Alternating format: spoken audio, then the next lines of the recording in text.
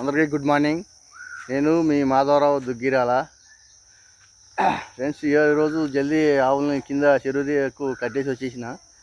ఇక్కడ మా తోటలో తోట ఎక్కువ ఏం కాదు, మొత్తం ఖాళీ ప్లేసే. వరి పంట పెడతాం కదా, వరిసేను మొత్తం.